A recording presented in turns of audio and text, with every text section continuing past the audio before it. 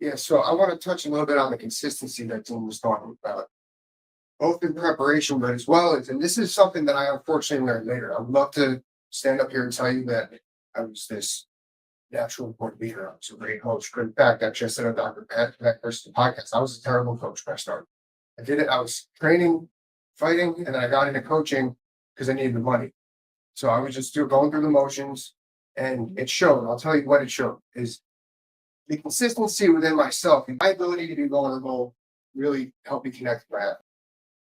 Staying in the moment makes me think hardcore on preparation. So talk about training a lot, everything like that. I was one of those people, I was a very autocratic coach when I got into this. When I got into the coaching aspect. It's good for the goose, me, it's good for the gander. Not the way to do it, I felt later on as I got a little bit older. Now, yes, when it came to my practices, I expected a level of order through the training session. That being said, it takes people different avenues to get to that order. How do I got to connect with you might be different than you, and how do I connect with this person to get them with the operation? That was something that I learned out a little bit later, probably when I got out of training. For many reasons. First off, I don't know why I expected somebody to do. I wrestled in high school. I was all American. I wrestled in college.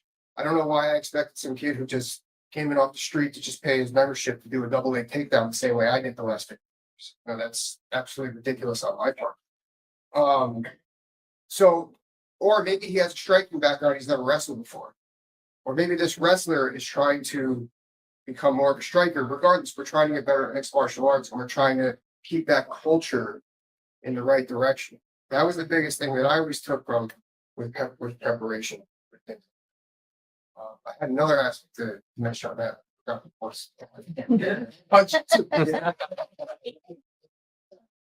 So, and all this comes down to no matter how prepared you are, you're still probably going to lose.